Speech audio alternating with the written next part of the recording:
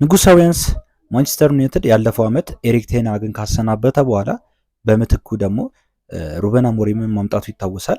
እናም በመጀመሪያ የሁለቱ አሰልጣኞች በመጀመሪያ 44 ጨዋታቸው ማን የበለጠ አሸንፏል፣ ማን የበለጠ ተሸንፏል የሚሉትን እንወያይ እስቲ። ዩናይትዳውያንስ ኤሪክ ቴን ሃግ በመጀመሪያው 44 ጨዋታዎች ውስጥ 30 ጨዋታዎችን አሸንፏል። በአንጻሩ ግን ሩበን አሞሪም 14 ጨዋታዎችን ብቻ ነው ማሸነፍ የቻለው።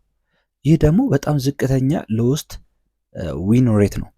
ማንቸስተር ዩናይትድ በሩበን አሞሪም ስር የሚያሸንፋቸው ጨዋታዎች በጣም ዝቅ ያለ ናቸው። እናም ሩበን አሞሪም አንድ ዓመት ማንቸስተር ዩናይትድ ውስጥ ማሰልጠን ከጀመረ አንድ ዓመት እንደሞላ ይታወቃል። እናም በእነዚህ አንድ ዓመት ውስጥ ማንቸስተር ዩናይትድ ያሸነፋቸው ጨዋታዎች 14 ብቻ ናቸው። በኤሪክ ቴን ሃግ ስር ግን በ44 ጨዋታዎች ውስጥ በመጀመሪያዎቹ 44 ጨዋታዎች ውስጥ 30 ጨዋታዎችን ማሸነፍ ችሏል።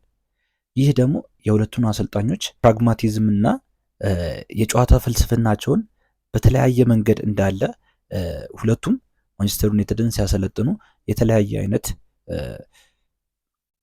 ግብ እንደነበራቸው እይታ እንዳላቸው የሚያሳይ ነው። ዩናይትዳውያንስ ማንቸስተር ዩናይትድ በሩበን አሞሪም ስር እየተሻሻለ ነው ወይስ ዝቅ እያለ?